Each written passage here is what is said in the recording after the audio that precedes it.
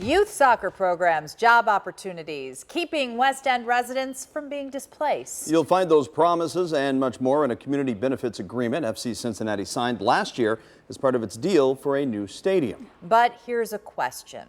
How good is that deal really? Yeah, I-Team reporter Dan Monk spent 2 months comparing it to similar agreements in other major league soccer cities. Here's a look at what he learned and how Cincinnati's deal compares to others. A few hundred feet from the future home of professional soccer in Cincinnati, Todd Ingram is saying goodbye to his own little slice of paradise. When the sun lowers in the evening, this window turns golden, and man, you can feel heaven. Ingram is an associate minister for Revelation Missionary Baptist Church.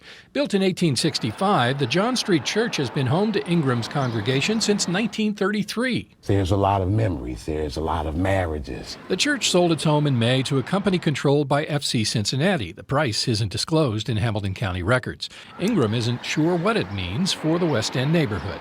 I think it hinges greatly upon FC's commitment to the community. The team pledged its commitment in a community benefits agreement that calls for youth soccer programs, minority inclusion on construction contracts, and job training for West End residents. At least $16 million in promises are detailed in the document. The 9 on Your Side I-Team compared FC Cincinnati's CBA agreement to 4 similar arrangements involving MLS teams now building stadiums.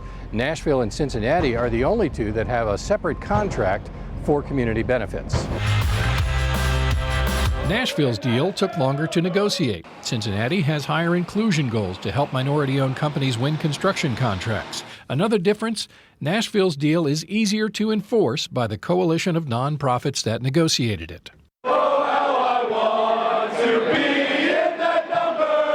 So says Julian Gross, an Oakland-based attorney for PolicyLink, who has negotiated CBAs in other cities. He says there isn't much the West End can do if FC Cincinnati defaults on its contract. They need permission from other parties, essentially appointed by the city, to take any action under the document. The contract says the West End Community Council must receive the support of 75% of a 17-member community coalition before it can resolve disputes through binding arbitration. I've never seen a provision like that in any CBA and really in any contract. Tia Brown serves on the community coalition. She says it wouldn't be easy to get the 13 votes needed for binding arbitration. A lot of the parties on the coalition, are invested in the development being done and being done on time. There's a limit to what we can impose on a private development. Councilman David Mann led the fight to require a CBA for Cincinnati that is actually enforceable. But Mann says he never reviewed the agreement to make sure it measured up to the goals council set for it. I don't perceive it as my job or city council's job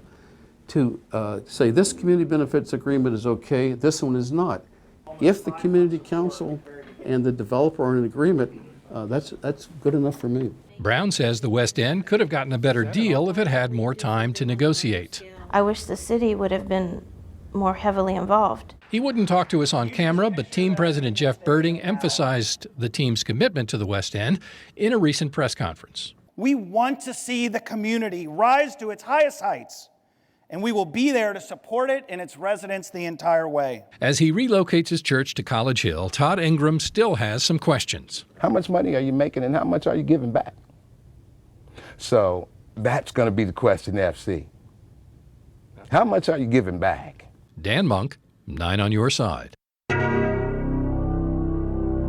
And if you would like to learn more about how Cincinnati's CBA compares to other MLS deals, check out Dan's story on WCPO.com. There you will find a searchable database to compare those deals yourself.